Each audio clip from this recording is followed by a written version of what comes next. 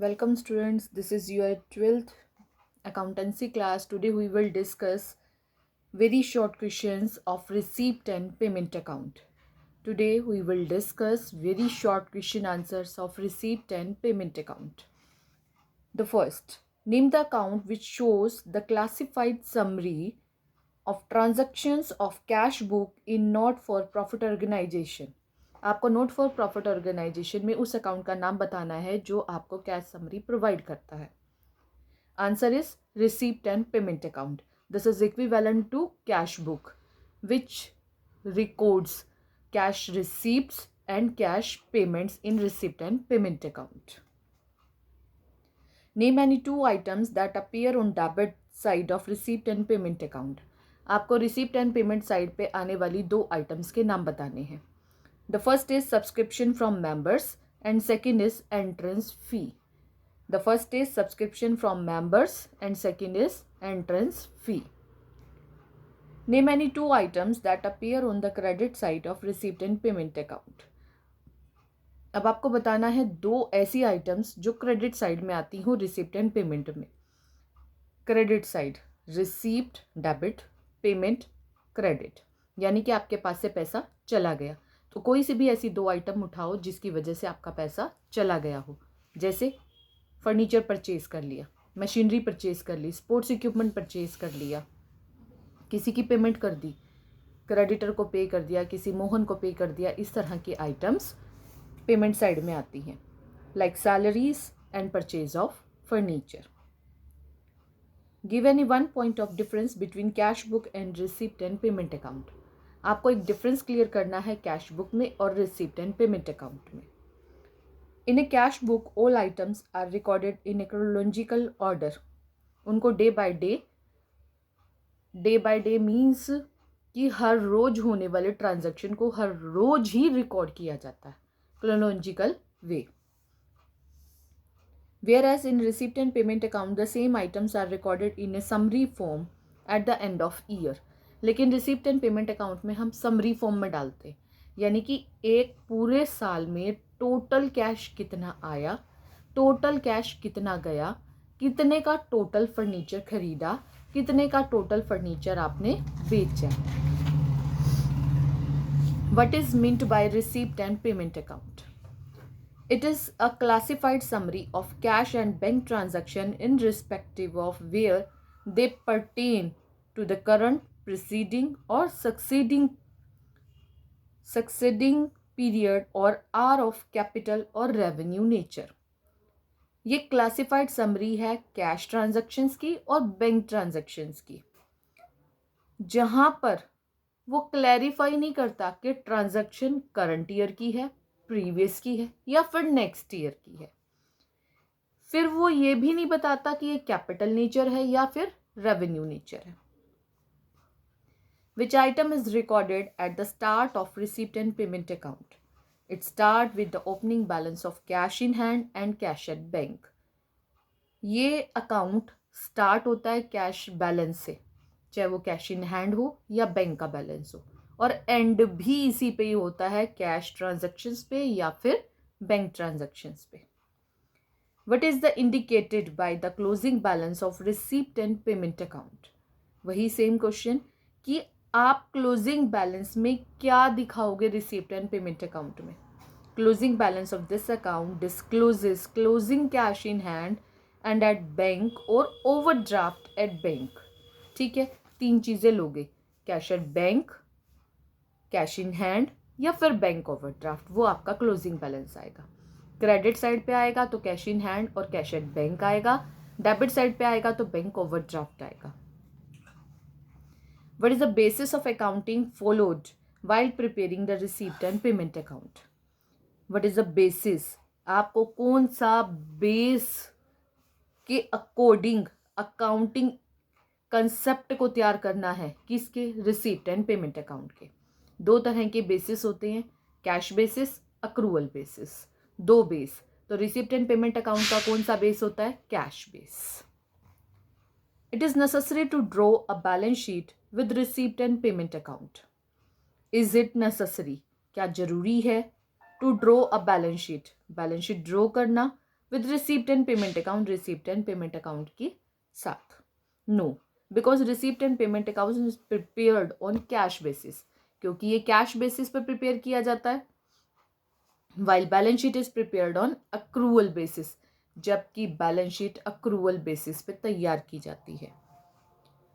Next question, why adjustments for outstanding expenses, prepaid expenses, outstanding subscription, depreciation, etc. are not made while preparing receipt and payment account? Receipt and payment account में इन सब चीज़ों को क्यों नहीं दिखाया जाता?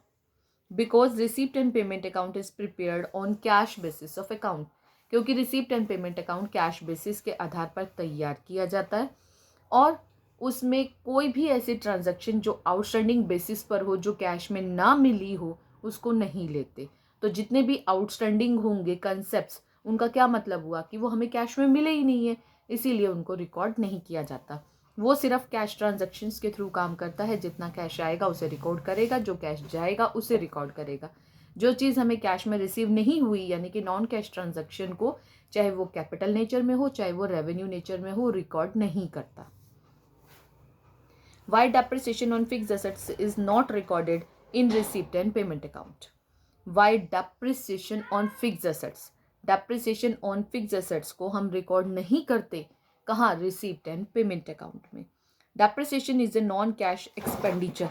Depreciation non cash expenditure है, whereas non cash transactions are recorded in a receipt and payment account. Depreciation एक नॉन कैश ट्रांजैक्शन है। नॉन कैश ट्रांजैक्शंस को कभी भी हम रिकॉर्ड नहीं करते हैं रिसीप्ट एंड पेमेंट अकाउंट में, क्योंकि receipt and payment account cash basis पर बनाया जाता है। Can we treat the balance of receipt and payment account as income from that period?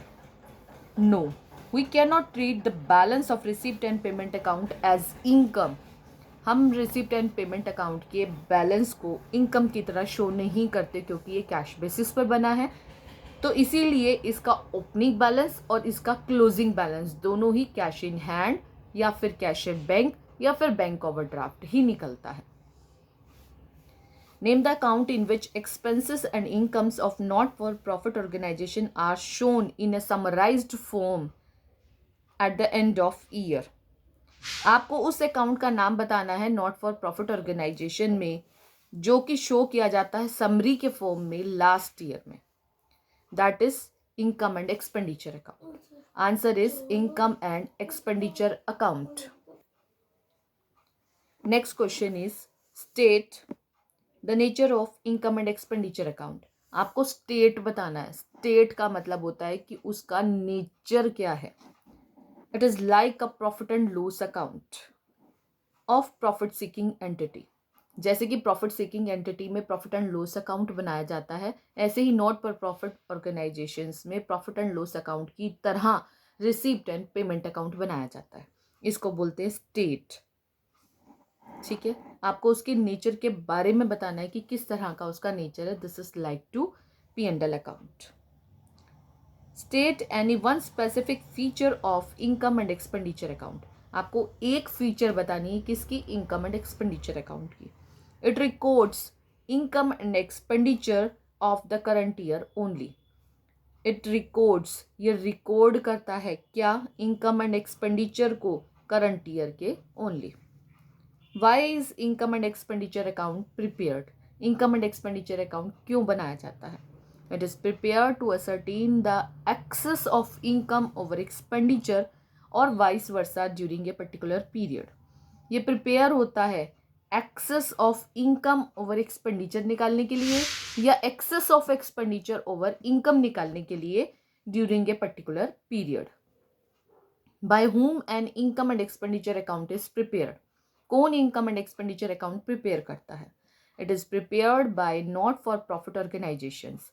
ये प्रिपेयर किया जाता है नॉट फॉर प्रॉफिट ऑर्गेनाइजेशंस के लिए। Give any one point of difference between income and expenditure account and profit and loss account. आपको एक difference बताना है इनकम एंड एक्सपेंडिचर अकाउंट में और प्रॉफिट एंड लॉस अकाउंट में।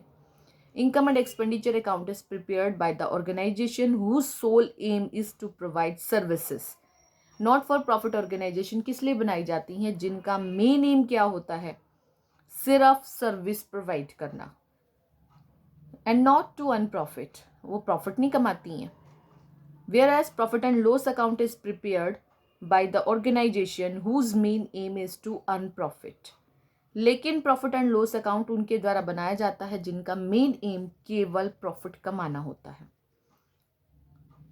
Name the account which is akin, akin मतलब equivalent to profit and loss account in case of not for profit organisation. Answer is income and expenditure account. Distinguish between receipt and payment account and income and expenditure account on the basis of nature of item recorded therein.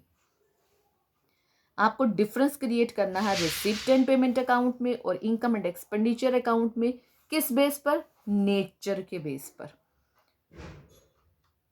Add receipt and payment account records capital as well as revenue items, whereas an income and expenditure account records items of only revenue nature.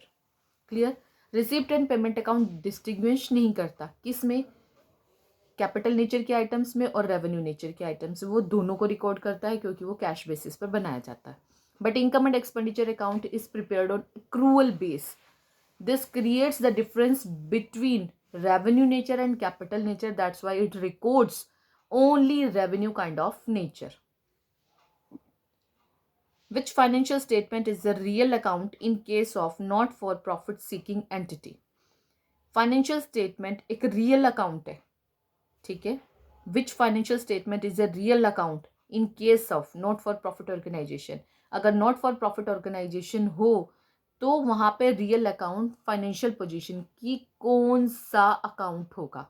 Answer is receipt and payment account, equivalent to receipt and payment account which is prepared on the cash basis, which do not distinguish between capital nature and revenue nature.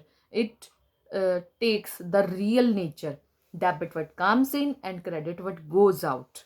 It records all the transaction according to real account. What is the formula of real account? Debit what comes in, credit what goes out. So it is known as a real account of not for profit organization. Clear? Revise this.